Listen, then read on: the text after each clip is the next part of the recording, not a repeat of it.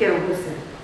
Mesdames et messieurs, Sa Majesté le roi Mohamed VI, que Dieu le glorifie, lors de son discours à la nation à l'occasion du 48e anniversaire de la marche verte, a mis l'accent sur les enjeux liés à la façade atlantique du royaume, appelant à la mise à niveau du littoral national, y compris le versant atlantique du Sahara marocain.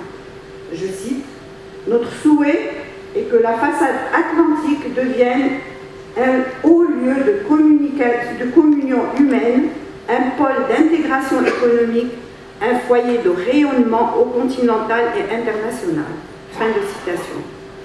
Pour atteindre ces objectifs, le souverain a énuméré une série de mécanismes opérationnels et de propositions pratiques.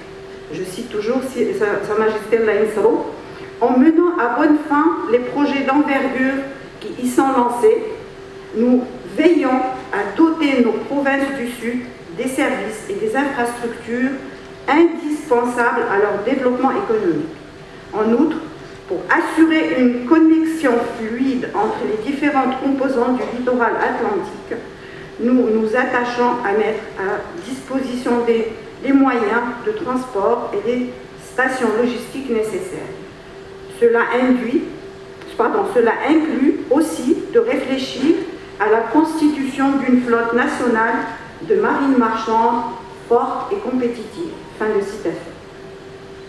Sachant, comme vous le savez, que 96% des échanges commerciaux du Maroc avec le reste du monde passent par voie maritime, le développement d'une flotte nationale de marine marchande performante et compétitive va sans doute contribuer à l'amélioration de la connectivité de notre pays, permettant au secteur du transport maritime de jouer pleinement son rôle d'appui à l'économie nationale et d'intégration dans le système commercial mondial.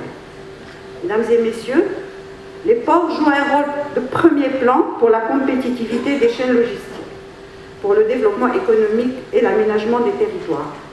À l'heure où le commerce international demeure un catalyseur essentiel de la croissance mondiale, la mise en place du guichet unique national Portnet, qui facilite les processus portuaires et ceux du commerce international, permet de placer notre pays à l'avant-garde de cette dynamique.